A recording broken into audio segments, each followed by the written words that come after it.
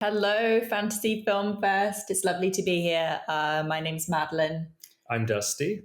and we're here talking about our film Honey Bunch. When it comes to the topic, one is love and how difficult it is to measure it. Your characters try to find equivalence to this kind of measurement. How you came up with all these quite weird ideas? These were conversations we were having over the years. Like Madeline and I met 10 years ago at the TIFF Talent Lab, and we really connected there and began making films together shortly after. And all of our work kind of stems out of topics that interest us and conversations that we're having at the time. And so we've been having these long-standing conversations about, our interpretation of what love is and how frustrated we were with the way pop culture and modern film and television would often try to create this unrealistic expectation or idea of having a true soulmate, or this idea that there's this one perfect person for you. And if you're in a relationship and things are really challenging and it's not working out, it's probably because you haven't found the right person, or that person's just incompatible with you, that idea of incompatibility. And as we've grown older and have gone through a wide variety of different complex relationships ourselves, and we're partners, we're really interested in exploring the longevity of a relationship and how love ebbs and flows, and how commitment is something that has to be consistently given and afforded. So it's this idea that in the toughest of times, love is recommitting to your partner when you actually don't feel that love anymore. And that's a really scary idea and thought to be able to do something like that. But it's this idea of really reinvesting in recommitting to your partner in those tough times, and that's what real love is. Love is not is the messy parts. It's the devotion is challenging. Devotion is scary. And there's some lines in the film where the main character, one of the main characters, Homer, played by Ben Petrie, says, it's like jumping off the edge of a cliff. It's to the unknown, and that's really for us what love is. It's like thrilling. It's scary. It's vulnerable, and it really requires recommitment. And I think everything you said, that's exactly how I feel too. I think it's very easy to fall in love, and it's very hard to stay in love. But there's something really exciting to me about what is beyond that point where normally you would leave a relationship, or normally you would run away, or normally you would say, oh, this person isn't the one, let me wait and find someone else. Or you meet someone else who sparks those feelings and you leave and you get into a new exciting relationship. There's this like excitement of what's beyond that. And I feel like as kind of a society, we've lost that in a way. Like it used to be religion that would hold couples together in the old days. And now I feel like there's not that. And because of that, a lot of relationships go through kind of like cycles of, it like 3 years and then it's over, and then another 3 years and then it's over. But there's something exciting in that, the scary horror of committing to someone and saying, yes, we're going to find out what happens. And I think it also, in a way, can allow you to develop more intimacy with your partner when you are growing older or going through really difficult times, because it puts you in a position where you are forced to be incredibly vulnerable. And in those vulnerable moments, it can either bring a couple closer together, or it can bring them further apart, depending on how they both deal with that vulnerability and how they are able to support one another through difficult times. And so we were really interested in just exploring how this couple work through difficulty, and how they overcome some of those challenges together. How you developed all these versions of Diana? I think one way of looking at it is when you first start dating someone and you're first developing a relationship. Often, what will happen is you're really trying to present to this person the best version of yourself. So you're being extra polite or trying to be really funny, and you're consciously hiding some of your faults because you want them to like you and you want to really connect with them. And then often what happens over a period of time is you get more comfortable, and then you stop putting in that same amount of effort, and then your partner starts to see some of your flaws and weaknesses.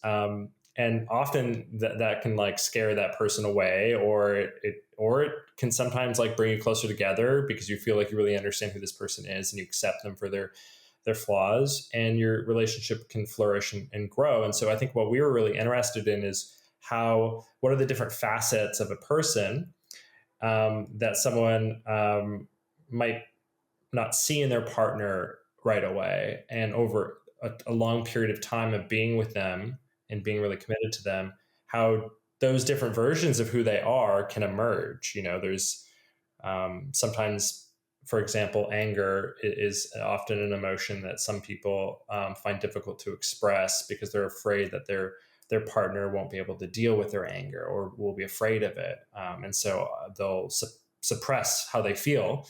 And that might then lead to more conflict because they can't actually deal with like the simplest little disagreements. So that was sort of interesting to us. And then memory plays a really integral role to how we think of the different versions of ourselves. Who are you but your memories, and what happens if you only remember the bad stuff? What happens if you only remember the good stuff? We have in our families, well, specifically in mine, Alzheimer's and dementia. So it's often something we talk about is, what happens if one day when we're older, I lose all my memories, who will I be? And how difficult will that be for Madeleine then to have to take care of me? Yeah. At that point, what we've decided is I'll just become the storyteller. That's right. So I'll retell all the memories to Dusty and maybe throw in some pretend ones for fun. But I also think that there's so many times when I've heard, just to go back to something Dusty said earlier, so many times when I've heard friends say when they've been in a relationship for a while, or they just move in together, or it's been a year or something, and they'll say, they were so different at the beginning. They've really changed. They did this and that, and now they don't do that anymore. And it's like, yeah, no shit, people change. And I think that's something that has become harder for people to accept for some reason.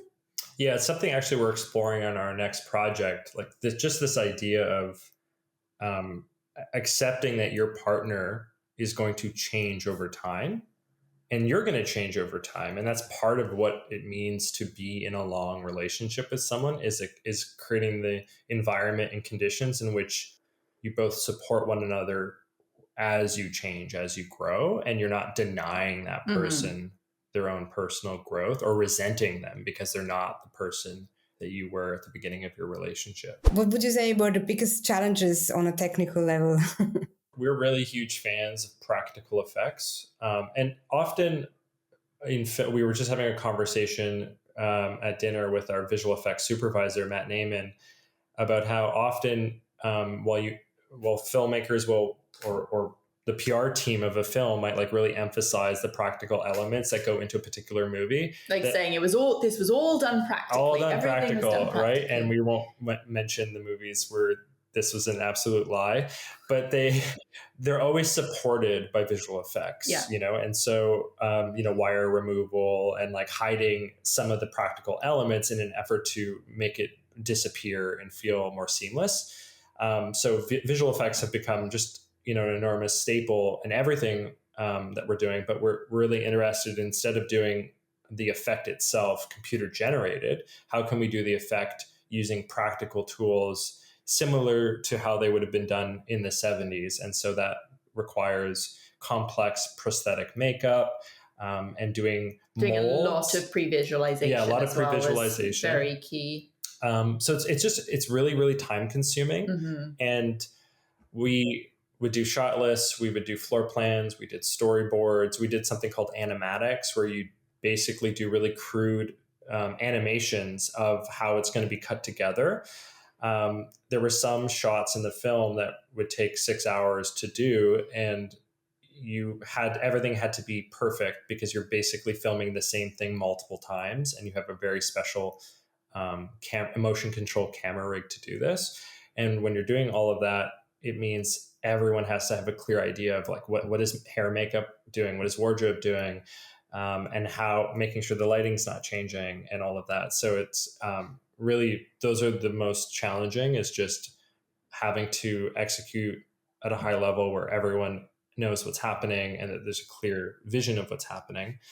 We also had, I would say, one of the biggest challenges, but also one of the most rewarding things that we did is we worked with the wonderful special effects makeup team led by Tennille Shockey, who we worked with on our previous film Violation, and we loved her work. We loved working with her and brought her on very early on Honey Bunch. And she created some incredible makeup, but it also took hours to apply. So the actor would come in early, or kind of in the middle of the night, and then be in the makeup chair for 8 hours. Yeah, it was pretty intense. We also had some real fire in the movie, and it was really important to us to shoot real fire. And that's also just, you're building sets, you're burning them down. Sometimes you're shooting fire elements that are going to be composited later, but you're using real fire elements and you have to do really, like for us, we had to do something called the LiDAR scan, which is basically a 3D scan of the environment so that they can then replicate that environment and then build it to scale, which is kind of crazy. And then you're burning that thing down to scale so that it then lines up and matches with the actual location, things like that, which is, fun, technically challenging. And again, just requires a lot of planning and working really closely with our key creatives on being able to execute that. A question about the set design. Would you say a little bit more where you shot and what you had to do and what you wanted to adapt? Yeah, so we worked really closely with our production designer, Joshua Howard Turpin. And I think what's really important to us, sorry, one second, is that we are trying to create a world that doesn't actually exist anywhere. And so part of what our preparation looks like is spending a long time location scouting and trying to find the best possible exterior facades of a space. And we're really interested in finding natural environments in the wild that have like really unique looking characteristics that can help then elevate and create a world that feels kind of otherworldly in a way. One thing that makes life more difficult for us, but we really enjoy doing, is making sure we have the exact right locations for every room, for every part, and then we kind of draw maps to connect it all together. So what you see as the exterior isn't necessarily the interior, and we're kind of building our own imaginary world, finding things that really inspire us by just going around and grassroots location scouting. So it took us a really long time. We shot in Ontario, in some small cities, Owen Sound, Meaford, and Collingwood. And it was really challenging to find an old manor house. And we found this really beautiful home that was occupied by this 80-year-old man who'd lived there his entire life. His name was Barry, really lovely. He had a lot of experience working in film, but he liked to collect things.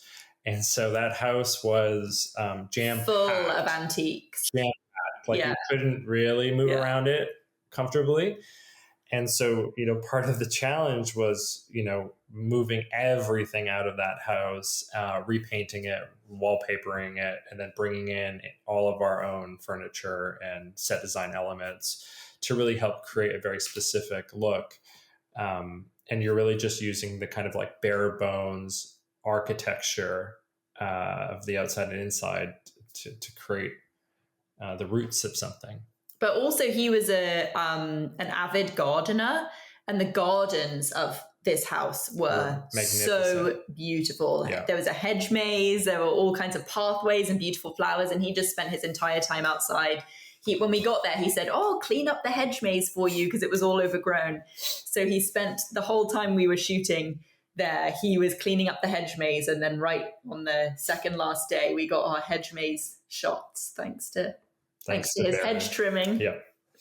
How do you work normally? Do you listen to music before, or do you write with music in the background? Can you tell a little bit more about that? Yeah, that's a great question. Music is really vital and integral to the way we create. So right now we're writing a new project, and we have a musical playlist that's inspired by music that we think will exist in the actual film that we hope to get the rights to use. Sometimes a song the lyrics of the song might work their way into the dialogue or really directly connect to some of the scene work. And then other times we'll create playlists that are emotional, atmospheric, where we know that these songs aren't going to find their way in the actual film, but they conjure a certain type of feeling that allows us to connect with a specific time and place.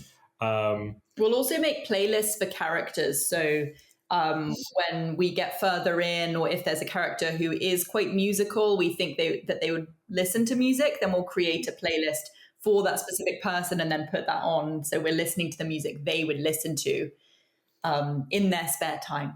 But things naturally evolve throughout the creative process, and it's important, we've learned, to just really listen to the film that you've made, not the film that you were hoping to make or that you thought you were making. Like, we go into every film with a really clear vision of the aesthetic and the tone and the design of the movie, but as you start filming and as it becomes more realized with the performances and the actual locations, you start to get a real sense of what the movie wants to be, and it's really vital that you start listening to what the film wants to be. And I think what we discovered with Honey Bunch is that we quickly, instantly realized it was strange. It was stranger than we had realized, and we needed to move in that direction to help really lift it up off the ground. And where that track that Madeleine referenced, "The Cream of My Coffee," I think that kind of connected to an earlier version of the film that was less strange. Yes.